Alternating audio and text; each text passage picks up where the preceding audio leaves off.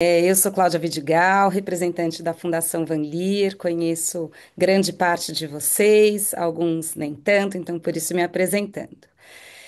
Esse é o último webinar do ano, é um encontro para a gente falar um pouquinho sobre o bem-estar do cuidador, que se tornou um princípio, né, um pilar central da estratégia da Fundação e também da estratégia das cidades, né, olhar para os cuidadores e pensar no seu bem-estar. Primeiro, eu acho muito interessante a gente estar nesse último webinar pensando nisso, considerando que o final de ano é um momento em que a gente também está se avaliando, né? Se autoavaliando, pensando como eu fui, como foi o meu ano, quanto eu consegui me cuidar, quanto eu consegui dar atenção para as coisas que realmente importam, para que eu esteja bem e possa oferecer o meu melhor para o mundo, para as pessoas que eu mais amo ao meu redor.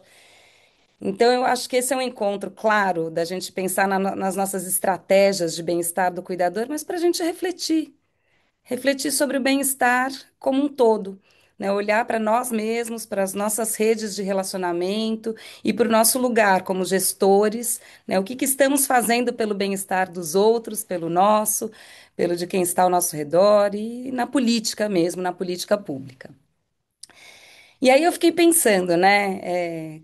Quando a gente começou aqui na Fundação a pensar no bem-estar, e eu falo aqui na Fundação, eu estou na Holanda hoje, agora aqui já são 2 da tarde, a gente está em planejamento estratégico, pensando em coisas incríveis, de verdade, para o ano que vem, né? Pensando num study tour aqui na Holanda, tentando construir uma oportunidade para que alguns possam vir para cá e ver os pátios naturalizados, como aconteceu, né, Thaís? No ano passado, retrasado, e a gente acabou tendo muitas repercussões depois na rede Urban 95 no Brasil, com esses espaços esverdejados. Então, que são espaços de bem-estar. E aí eu fiquei pensando nas dimensões do bem-estar. Desde que a gente começou, então, com o bem-estar do cuidador como um pilar central, quais são as dimensões? O que que é bem-estar do cuidador? Né? Porque muitas coisas são o bem-estar de cada um de nós e dos cuidadores. E aí, eu queria só trazer essa reflexão inicial, né? Como é que a gente enfrenta essa questão de promoção do bem-estar a partir de uma perspectiva de que tem um eixo, um caminho que é o bem-estar meu próprio. O que que eu faço para o meu bem-estar? O que que cada cuidador pode fazer para o seu bem-estar? E aí a gente pode falar de várias coisas. A gente pode falar do sono, a gente pode falar da hidratação, a gente vai falar da alimentação, a gente vai falar de atividades físicas, que não são coisas triviais, são coisas que todos nós sabemos que são importantes e que são difíceis. Então, o primeiro ponto, né, fundamental é assim, cuidar de mim mesmo. Quais são estratégias de autocuidado para a promoção do bem-estar? E aí a gente expande um pouquinho.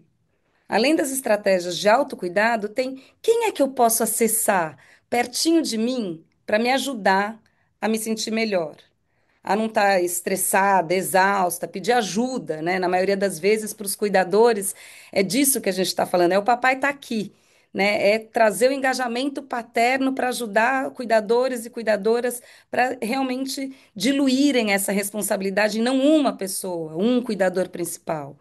Mas que a gente possa olhar para dois cuidadores principais e depois também pensar na família extensa. Então, esse é o segundo círculo, né? O primeiro círculo seria eu comigo mesmo.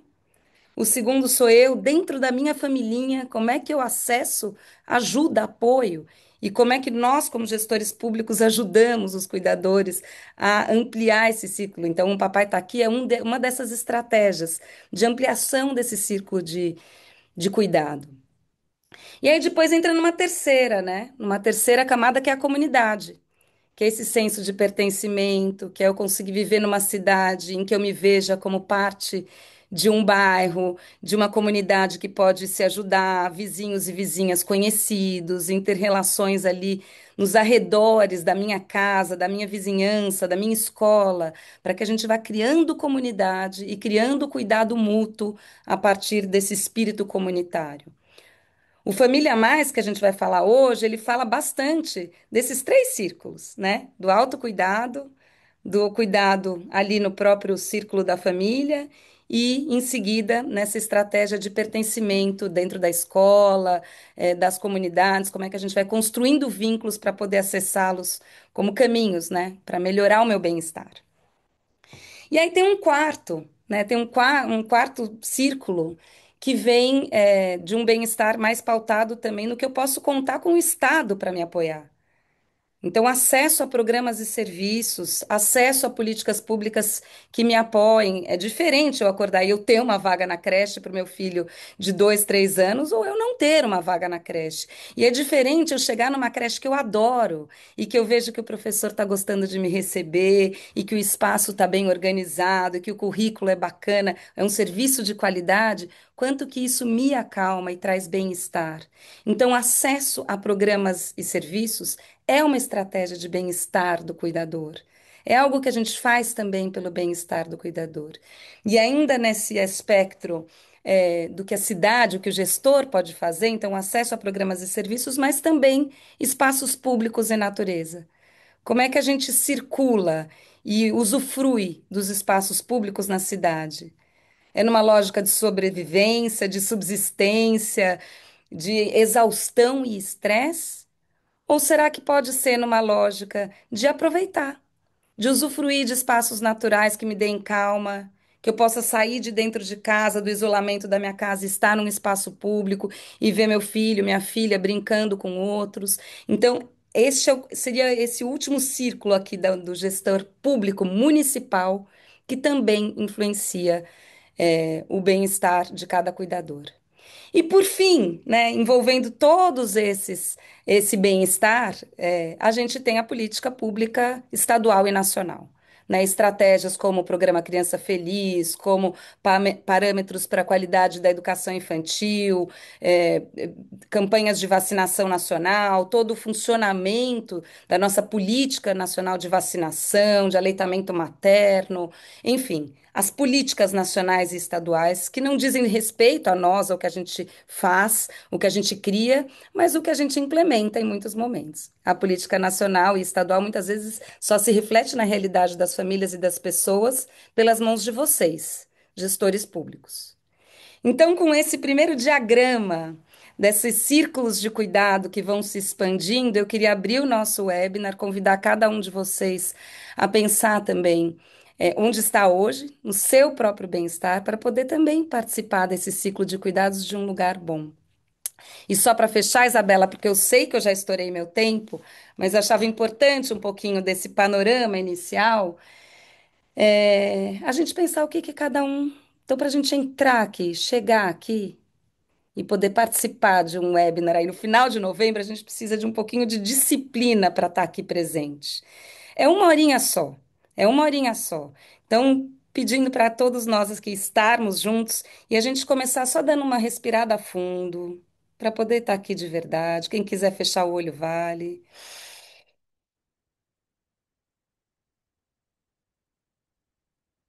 Chegar aqui. Chegar aqui e dizer o que que traz para você bem-estar a cada dia. E aí a gente vai começar a colocar ali no chat algumas coisas que nos trazem bem-estar. Pode ser aquelas coisas mais básicas, que é lembrar de tomar água. Mas podem ser, e aí eu convido cada um de vocês, momentos de maravilhamento em que a gente precisa se provocar. Um momento em que eu paro um pouquinho para ver o pôr do sol e que eu me dou conta de uma existência maior. Momento em que eu ouço uma música que fazia tempo que eu não ouvia, o que eu sei que me causa sensações boas, me dá uma sensação de alegria ou de emoção, de amor. As músicas provocam isso. Trouxe dois exemplos, mas não vou trazer mais. Quem quiser e puder, a gente vai ter ainda um minutinho aqui para ler o chat e ouvir o que que as pessoas fazem para promover o seu próprio bem-estar. E depois desse minutinho a gente vai dar continuidade. Então, no chat já tem várias coisinhas aqui aparecendo bem lindas. Gente, E eu vou chamar a Isabela para dar continuidade, Isabela, talvez lendo algumas delas. Bom webinar para todos nós. O último do ano esse. Bom dia, minha gente. Obrigada, Cláudia. Obrigada a todas as pessoas presentes. Olha, o pessoal foi colocando aqui, ó, pés descansados. Isabela tá gripada, Isabela. Melhoras para você. Obrigada. Pés descalços, andar de bicicleta, molhar o pé no mar, andar descalço de preferência na terra, estar na natureza, dançar, andar de bicicleta, paz. Né? A gente vê, Cláudia, e sempre a natureza presente, né? Quando a gente faz essas perguntas. Gente, para a gente dar continuidade, então, é só dizer que a gente não tem todas as respostas para essa temática, né? Como a Cláudia vinha trazendo. Esse é um tema que ele é complexo, cheio de nuances, atravessado aí por condições sociais, emocionais, institucionais, e não tem uma fórmula única. A gente não tem um checklist nem uma solução pronta, né? Mas o que a gente tem aqui nessa rede Urbana 95 é o compromisso, né? Esse desejo coletivo da gente aprender, essa vontade da gente construir as práticas melhores, essa coragem da gente se perguntar o que mais a gente pode fazer, né? Que outras maneiras existem da gente apoiar quem sustenta aí o cuidado no dia a dia, e a gente se apoiar também. Então é para isso que a gente está aqui hoje. Esse webinar ele não é para trazer as respostas finais prontas, é justamente para a gente pensar juntas. Então, para ajudar a gente a aprofundar um pouquinho mais essa conversa, eu quero convidar a Karina, nossa consultora da Fundação Vanli em avaliação e monitoramento, Karina Tolara. Tá contigo, Cá. Obrigada, Isabela. Bom dia, pessoal. Bom, acho que a maioria de vocês já me conhece, como a Isabela falou. Eu sou Karina, eu trabalho na Fundação Vandir como consultora em monitoramento, avaliação e aprendizagem. E eu vou trazer aqui para começar o nosso webinar uma breve introdução e contextualização sobre esse tema é, do, é, do bem-estar dos cuidadores. Bom, então, para começar, né, tanto como a Cláudia falou e a Isabela falou, né, o bem-estar ele envolve muitas coisas, né, muitas dimensões. Mas para a gente começar a dar um pouquinho de contorno, eu trouxe aqui um pouco o entendimento com o qual a gente está trabalhando sobre o que é o bem-estar do cuidador. Então, a gente entende que é o estado físico, mental, emocional e social que permite aos cuidadores de crianças pequenas, né, exercerem as suas funções parentais de forma responsiva. E por que que o bem-estar é tão importante, né? Por que que a gente está falando desse tema, né? Por que que a Fundação está trabalhando como o bem-estar como um dos seus pilares, né? Porque o bem-estar ele tem um impacto direto, né? O bem-estar do cuidador tem um impacto direto no bem-estar e no desenvolvimento das crianças, porque ele afeta significativamente, né, a forma, a quantidade e a qualidade dos cuidados que os cuidadores prestam às crianças pequenas, assim, né, moldando essas experiências que as crianças vivem nos seus primeiros anos de vida, né, e na construção dos relacionamentos, dos afetos e dos vínculos desde a gestação.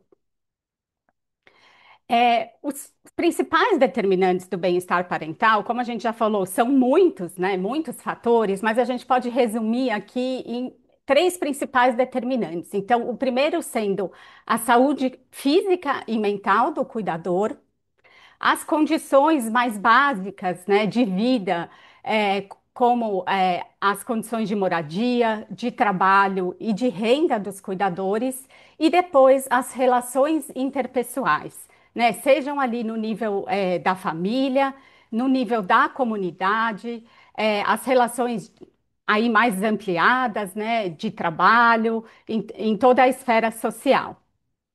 E quais são os principais desafios, né, que podem impactar o bem-estar de quem cuida? Então, né, olhando aqui para a nossa realidade no Brasil, a gente tem principalmente a questão da pobreza multidimensional, né, que afeta as famílias, o que acaba gerando diversos estresses, né, no nível familiar. Os altos índices de ausência paterna e de mãe solo que a gente tem no Brasil, e eu vou aprofundar isso um pouco mais daqui a pouco, o que está conectado também com a desigualdade de gênero, né, no cuidado e a sobrecarga feminina, na provisão de cuidados, para crianças na primeira infância. As barreiras culturais e institucionais à corresponsabilidade masculina, né? E um exemplo disso é a licença paternidade que a gente tem no Brasil, né? E que a gente, inclusive, mencionou no webinar passado, que dificulta, porque às vezes, né, até os pais querem se envolver, mas existem essas barreiras que são institucionais, que estão institucionalizadas e que não permitem a que os pais estejam mais presentes e que participem mais. Depois a gente tem uma prevalência muito alta também de ansiedade e depressão no período perinatal, né? Então, seja tanto antes quanto após o nascimento. Então, ansiedade, o próprio fato, né, de se tornar pai ou mãe é algo que pode gerar um estresse. E com isso vem também as mudanças hormonais, né, que a mulher sofre durante esse período, podendo causar a depressão pós-parto. Isso tudo influencia o bem-estar, desse cuidador e a forma como ela vai conseguir prover o cuidado, com a criança no período, né, do puerpério.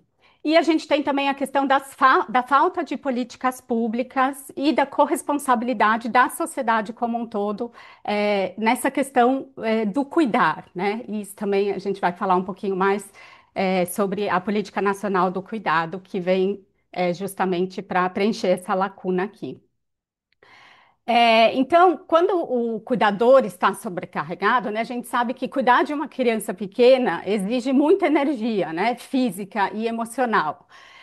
E quando o cuidador ele está sobrecarregado, seja por conta de um sofrimento mental, por estresse, por sobrecarregada, pela quantidade de tarefas, né, e pela falta de apoio, isso pode causar diversos efeitos negativos, né, como a redução da sensibilidade e da paciência no cuidado, a ampliação dos conflitos intrafamiliares, né, ali na dinâmica da família. E isso também pode levar à utilização de práticas violentas e punitivas no cuidado com as crianças, né? Tudo isso levando então a estresse tóxico e impactando negativamente o desenvolvimento e o bem-estar infantil. E aí, gente, isso tudo para trazer o quão importante é a gente cuidar de quem cuida, né? E aí existem inúmeras evidências científicas, então estudos realizados já que comprovam, né, que cuidar do cuidador é um pilar fundamental, né, para a gente pensar no desenvolvimento saudável das crianças. Então, que intervenções em saúde mental materna e paterna, eles melhoram, né, indicadores cognitivos e socioemocionais das crianças, né? Então, existem evidências sobre programas de apoio parental que mais para frente reduzem a violência doméstica e as práticas punitivas, e que ambientes familiares que são mais seguros e afetivos estão associados, né, a esse melhor desempenho escolar e social das crianças num futuro próximo. Então, resumidamente, essa parte, cuidar da primeira infância é cuidar também de quem cuida. E aí, vamos passar agora para quem é que cuida, né, da primeira infância no Brasil. Então, eu vou trazer um rápido panorama para a gente entender, então, quem são esses cuidadores. Então, a gente constata que no Brasil, né, a gente tem uma ausência de paternidade muito grande, né? Então, em 2023, 7% das crianças no Brasil, elas foram registradas sem o nome do pai, né? A região norte do país tem uma prevalência maior, com uma média de 10%. E isso impacta, obviamente, né, a questão do cuidado, a questão da divisão das tarefas de cuidado e impacta também o desenvolvimento emocional e social das crianças. E mesmo nos domicílios, né, nos lares onde os pais estão presentes, a gente também constata uma ausência, né, na maioria dos casos, desses pais que estão presentes nas atividades do cuidado doméstico e com as crianças, né? Então, uma pesquisa do Instituto Para o Mundo mostrou que a maioria dos pais, eles relatam que brincam com as crianças, né? Então, 83% dos pais na pesquisa relataram que brincavam com as crianças, mas, ao mesmo tempo, esses mesmos pais, né, só 36% afirmavam que cozinhavam e 55% afirmavam que davam banho nas crianças, né? Então, mesmo tendo ali a presença paterna, né, para dividir, a maioria dos lares não tem essa divisão, tem uma divisão desigual das tarefas de cuidado e uma sobrecarga feminina. Uma outra pesquisa, né, que é, no caso, a PNAD contínua do IBGE, mostra que se chama Outras Formas de Trabalho, né, esse levantamento que é feito na PNAD contínua, em 2022 mostrou que as mulheres elas dedicavam, em média, 9,6 horas por semana a mais do que os homens em afazeres domésticos e cuidado com outras pessoas, né? Então, aqui no gráfico a gente consegue ver essa diferença, tendo as mulheres aqui, né, a barra roxa e os homens a barra verde. E aí, isso se acentua, né, muito nos domicílios com mãe solo no Brasil, que é um índice que vem aumentando também nos últimos anos, né? Então, entre 2012 e 2022, o número de domicílios com mãe solo cresceu, né, quase 18%, passando para 11,3 milhões em 22, o que representa um total de 15% dos domicílios brasileiros, então, chefiados só por mãe solo. Aí a gente tem né, o mapa do Brasil aqui demonstrando esse índice em todos os estados, né? A gente tem uma prevalência maior nos estados que têm as cores mais escuras, né? Destacando aqui alguns estados, então Sergipe tem o maior índice, com quase 20% de domicílios chefiados por mãe solo, depois o Amapá, com 18,6%. Em contraposição aos estados no sul do país, né, como por exemplo Santa Catarina, com a metade, né, 10,6%. E o Rio Grande do Sul também com 11,8%. E aí, se a gente olha, então, né, com uma lupa para esses lares, né, essas mães solo no Brasil e esse crescimento que a gente teve de 2012 para 2022, né, então a gente vê que é uma tendência que vem, né, nesses últimos 10 anos aqui, subindo constantemente. E aí a gente repara que a maioria, né, desses lares, dessas mães solo, são mulheres negras, né? E que o aumento, esse aumento aqui que a gente teve, né, de 9,6 para 11,3 milhões, ele está totalmente concentrado nessas mulheres pretas e pardas. Então, entre o ano de 2012 e 2022, esse aumento se deu em 90% entre as mulheres negras, né? Então, aqui embaixo, a gente vê como o número de mulheres brancas e amarelas, ele se mantém praticamente estável, né? Com pouco aumento, de 4,1 para 4,3. Já entre as mulheres negras, a gente vê um aumento de 5,4 milhões para 6,9, né? Então, a gente tem uma concentração muito grande aqui de mães solos negras no Brasil e um número que vem aumentando. E aí, outro dado interessante é que a maior parte dessas mães solo, elas residem em lares que são formados apenas por elas e seus filhos, ou seja, elas não moram com outras pessoas, por exemplo, né, outros parentes, como avós ou irmãos ou tios, que poderiam compartilhar de alguma forma, né, a responsabilidade do cuidado diário. Então, 72,4% dessas mães solo, elas não têm rede de apoio ali, né, próximas a elas.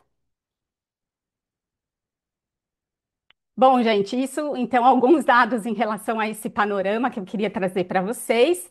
E aí falar agora brevemente sobre a Política Nacional dos Cuidados, que é uma política que vem justamente, né, como eu já tinha mencionado, para enfrentar alguns desses desafios que a gente viu aqui. Então, a Política Nacional de Cuidados, ela foi instituída, né, pela Lei 15.069, em dezembro de 2023, e ela reconhece o trabalho de cuidados como um pilar fundamental para o funcionamento da sociedade e da economia. E aí, lembrando que a Política Nacional de Cuidados, ela abrange a questão do cuidado, então, não só o cuidado com a primeira infância, mas o cuidado com qualquer tipo de pessoa que necessite de cuidados. Então, sejam idosos, sejam pessoas com deficiência, sejam crianças e adolescentes. E a lei, ela responde ao que é chamado de crise dos cuidados, que é o desequilíbrio entre uma grande demanda por cuidados e uma capacidade de promover esses cuidados, né? Que é causada pelo rápido envelhecimento populacional, pela queda da taxa de fecundidade e pela sobrecarga das mulheres que cada vez mais estão com duplas ou triplas jornadas de trabalho. E também a falta de corresponsabilização do Estado, né, da sociedade civil e do setor privado. Então, a política ela chama para essa corresponsabilização.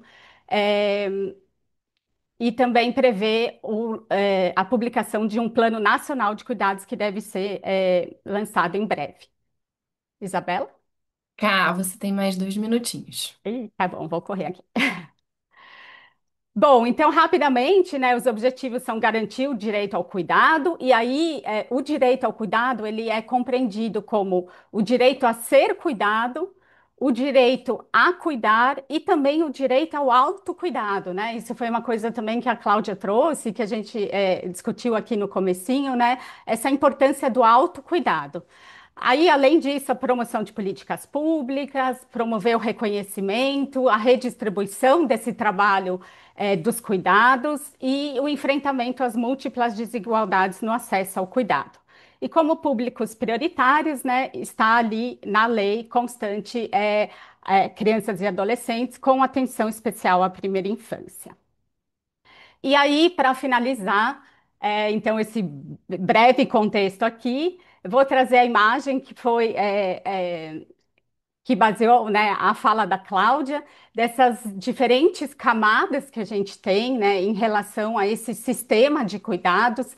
Infelizmente, está em inglês aqui, mas se vocês lembrarem da fala da Cláudia, é exatamente isso que essa imagem representa. Então, essa primeira camada, que é a camada individual, né, então, do indivíduo que presta o cuidado, né? O que ele precisa ali, né? Então, a saúde, o seu bem-estar, a saúde mental, esse equilíbrio entre as diferentes jornadas de trabalho, ter o seu estilo de vida saudável e os cuidados responsivos diretamente ali com a criança. Depois a gente tem a camada da família, né? Que vai trazer uma camada um pouco mais ampliada, essa rede de apoio familiar, e o que pode ser feito para fortalecer essa camada familiar. Depois a gente tem a camada da comunidade, né, que aí envolve como as comunidades podem também se envolver nesse cuidado, trazer apoio a essas camadas anteriores, né, do cuidado. E depois a última camada, que é esse sistema que entra mais nas questões de normas, de políticas públicas e de como todas essas quatro camadas elas precisam, né, estar aí, precisam ser fortalecidas e trabalhar juntas para que a gente possa, né, prover, para que as famílias e os cuidadores possam ter o bem-estar necessário para prover os cuidados responsivos com as crianças. E aí, aqui tem um detalhamento de cada uma dessas camadas, mas depois a gente compartilha com vocês a apresentação e como mensagem final, então, né, lembrar que o desenvolvimento infantil é inseparável das condições de vida e do bem-estar de quem cuida, que apoiar cuidadores é investir diretamente nas crianças e que é preciso fortalecer as políticas públicas integradas, né, para promover o bem-estar dos cuidadores, para a superação das múltiplas vulnerabilidades e desigualdades. Obrigada, pessoal. Muito obrigada, Karina.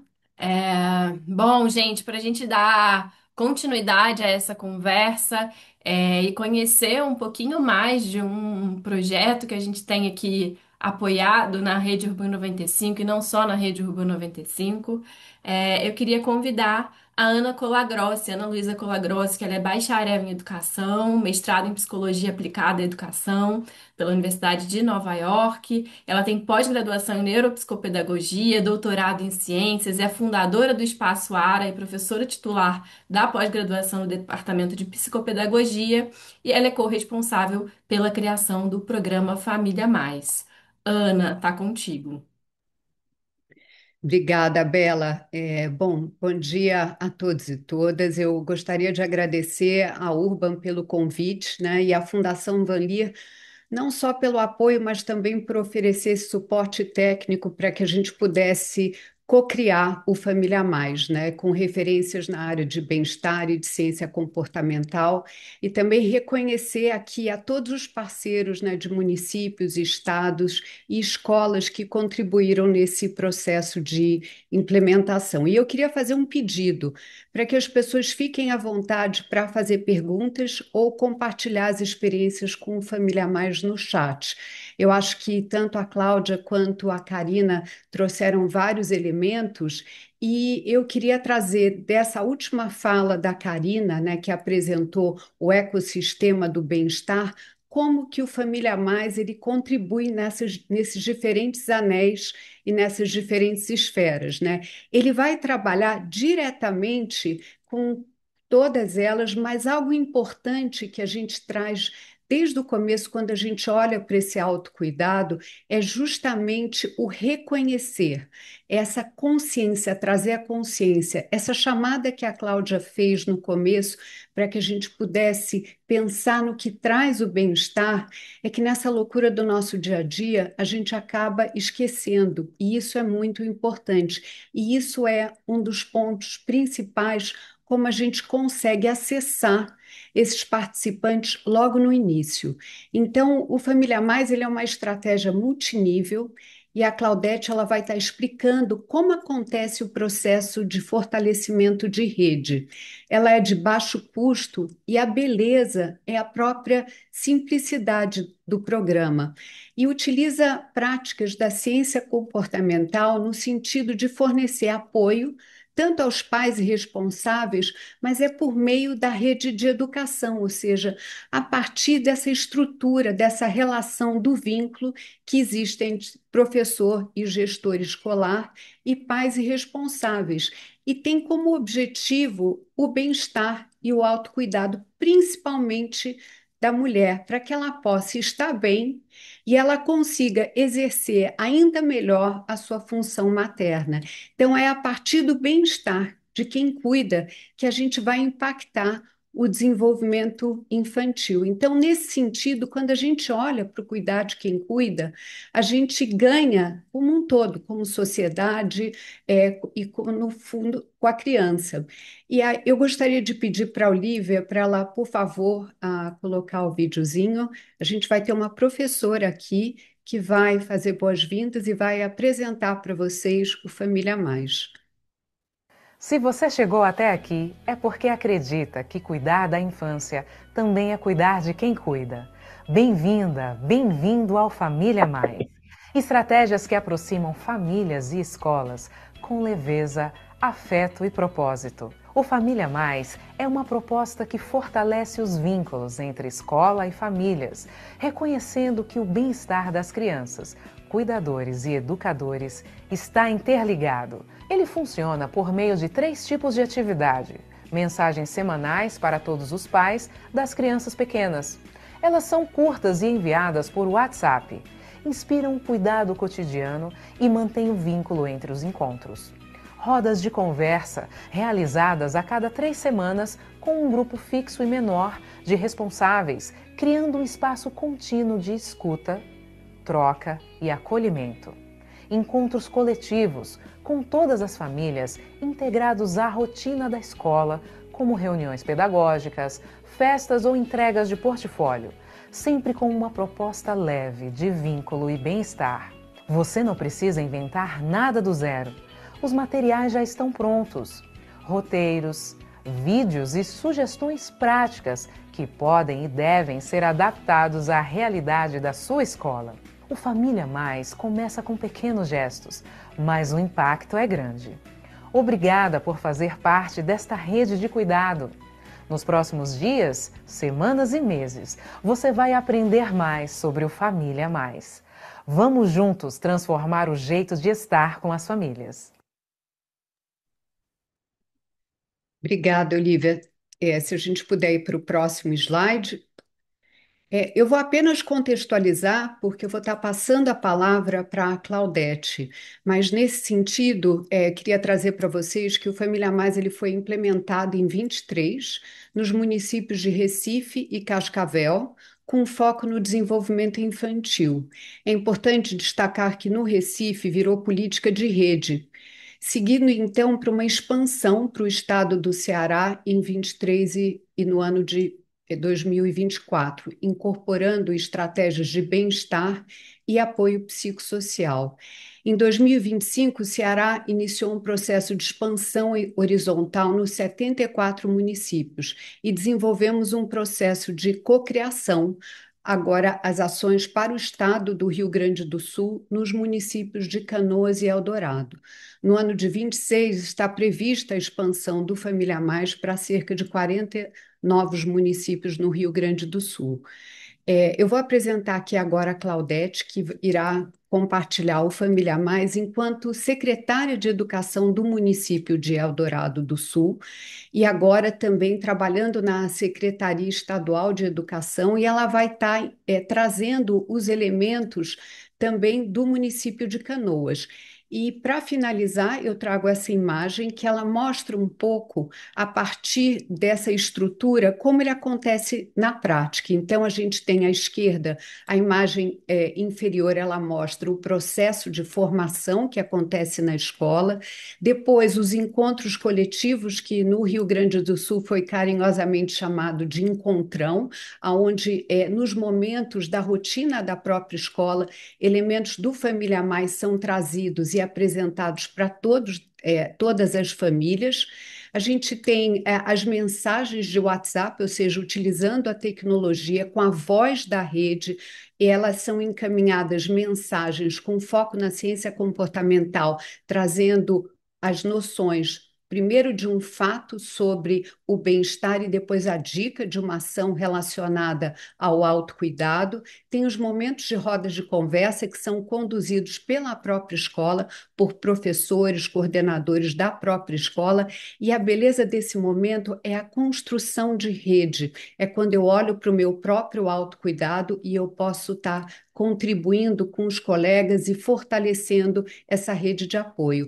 E aqui algo que a gente trabalha muito, que são pequenos lembretes que acontecem nesse caso como imã de geladeira, mas tem várias outras ações que acontecem paralelas que trazem sugestões de pequenas ações que podem ser incorporadas na rotina diária e que vão facilitar essas ações de bem-estar dentro da própria casa, facilitando não só o autocuidado dessa mulher, mas para todos que estão presentes na família. Claudete, obrigada. A palavra está com você. Bom dia a todas e todos. Estou bem nervosa, viu? Eu acho que eu nunca falei para tanta gente assim. Mas eu quero então me apresentar. Então, eu era ex-secretária do município de Eldorado do Sul, um dos municípios mais afetados nas enchentes de, de 2024, aqui juntamente com Canoas. Então, a gente sofreu muito, nós tivemos toda a nossa área urbana afetada, então estávamos num momento de muito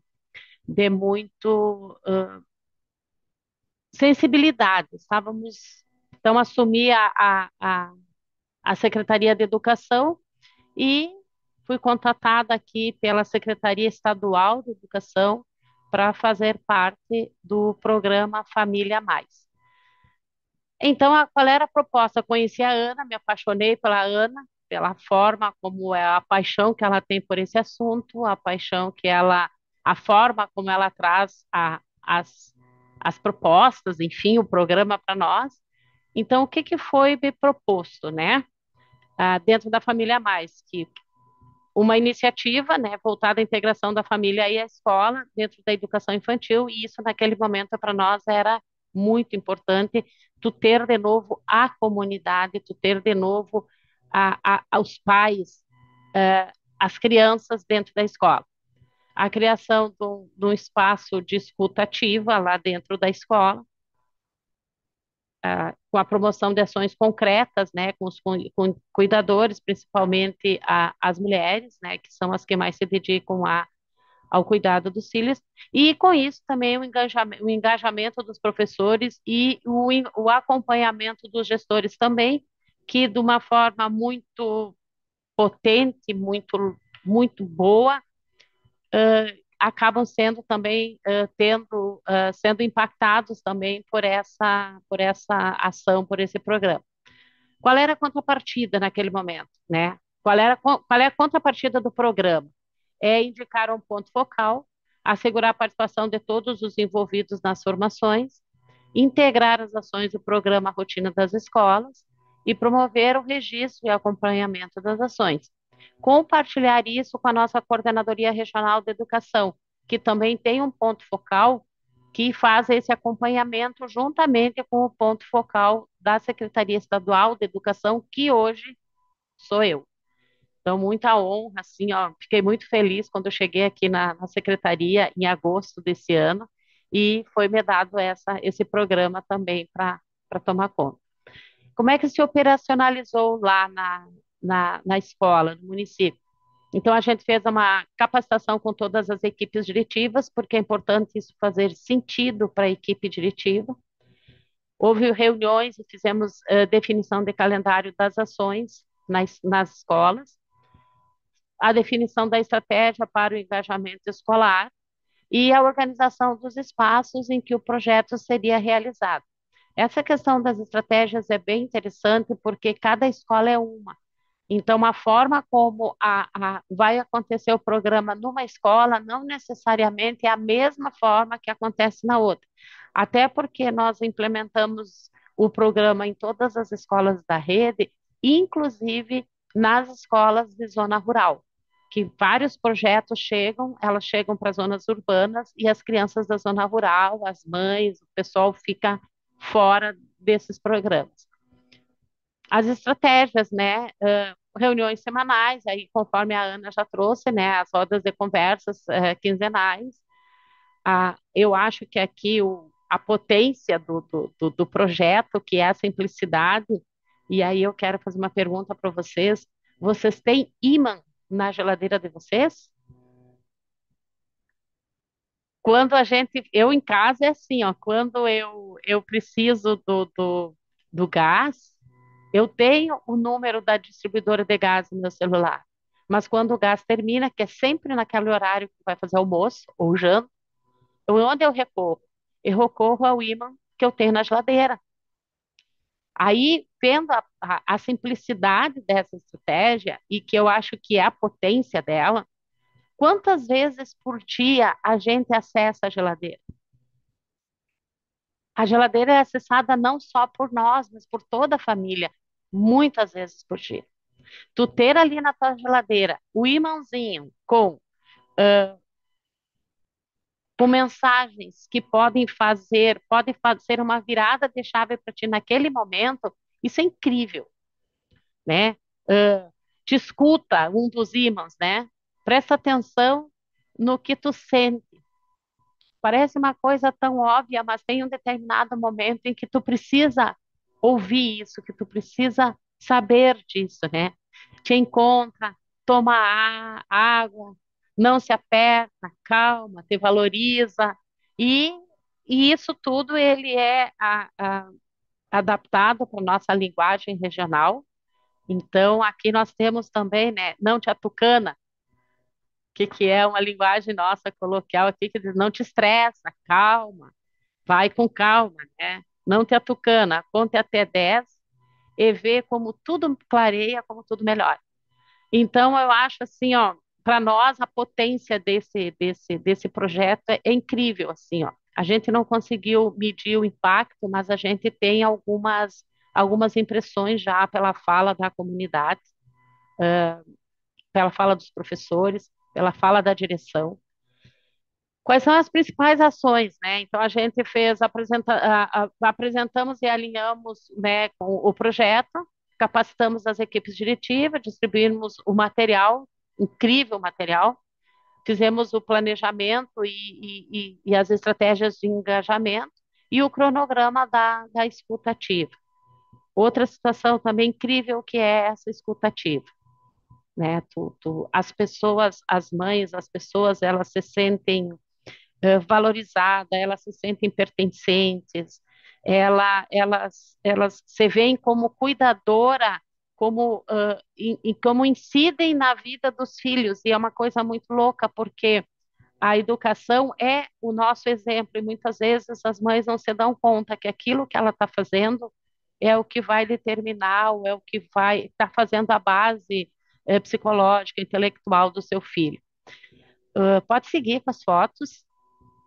Então, assim, as escolas preparam muito esses encontros, né, palavras, com mimos, com os lanches que a escola faz. Aqui no Rio Grande do Sul, a gente sempre tem o hábito de fazer as nossas reuniões com algum lanche, alguma coisa. As mães têm esse momento como um momento para elas. Então, esse se conhecer, esse se sentir pertencente, tanto da vida do filho, num primeiro momento, é uma estranheza para elas esse falar. Num segundo momento, isso já começa a ficar mais leve. Num terceiro momento, elas já começam a participar mais. Elas começam a, já dar sugestões para a escola, a trocar experiências uma com as outras. Então, a gente teve muitos relatos de muita situação assim que a pessoa estava passando, achando que ela era a única pessoa que estava passando pelaquela. E depois da roda de conversa, ela viu assim, ó, bah, diretora, o meu problema não é o maior do mundo. Então, eu acho que essa situação, a estratégia incrível é isso, assim, como eu em pequenas coisas, eu consigo começar um processo de conhecimento, de me dar conta do ser humano, da mulher que eu sou, da forma como eu posso agir, tanto de mudança de hábitos da minha vida, de como eu incido na vida do filho, em casa. É incrível, é incrível. Bom, então, em Eldorado, nós tivemos aderência de 12 escolas e foi atendida 569 crianças no âmbito municipal. Aqui em Eldorado, nós temos também as escolas parcerizadas, que são as escolas particulares, que a gente parcerizou, e uma solicitação incrível assim das escolas particulares, que a gente também leve o Família Mais para dentro das escolas. Aqui também mais imagens dos nossos encontros. Pode seguir, pode seguir.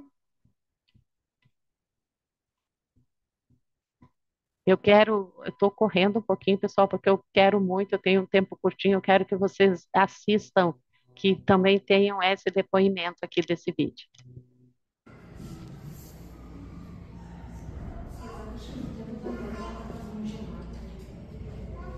Ah, meu Deus.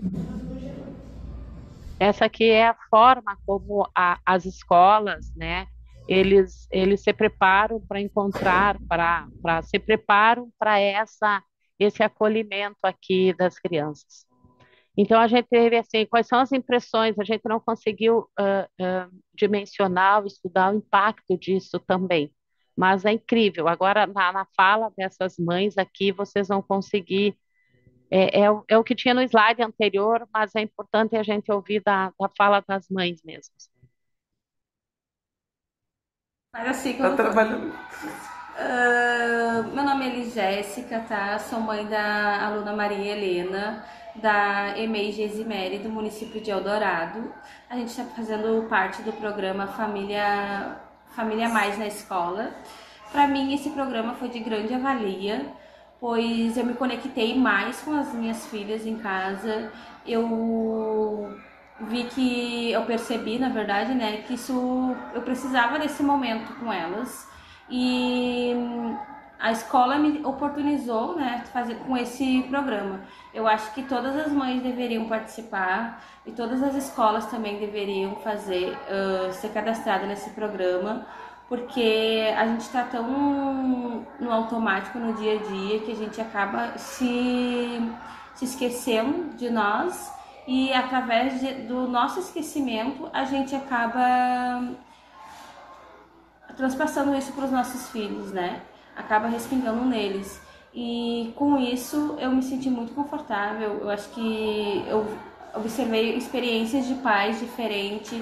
Eu levei algumas coisas para mim do programa, de outros pais, sabe? Eu observei bastante coisas boas e isso aí foi muito bom para minha família.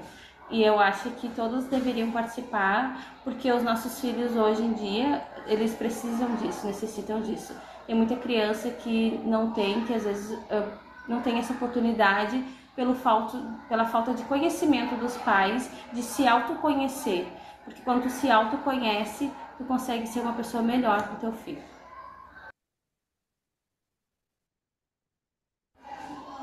Oi, eu me chamo Cláudia Renata e eu tenho 3 crianças. A menor tem 2, 3 e 5 anos. A Valentina, que faz parte da escola EMEI Gesimeri, de Eldorado do Sul, que me proporcionou participar do programa, né, o Mais Família, que para mim foi perfeito, assim. Eu digo que foi uma terapia para mim, porque eu pude me conhecer melhor e me conhecendo melhor eu pude saber o que, que eu estava errando e o que, que eu estava acertando no convívio com as minhas filhas. Esse programa foi ótimo, assim, em todos os aspectos da minha vida, tanto profissional quanto familiar, e como eu digo, para nos conhecer mesmo, né? Eu acho que todos os pais deveriam ter acesso a esse programa e todas as escolas deveriam ter, porque tem muito a ensinar, desde na família como na escola, e como a comunicação com seus filhos melhora após tu ter algumas pequenas dicas que a gente teve no programa. E se eu pudesse, eu faria tudo de novo. Mas eu acho que é isso. Claudete, muito lindo esses É. depoimentos, né?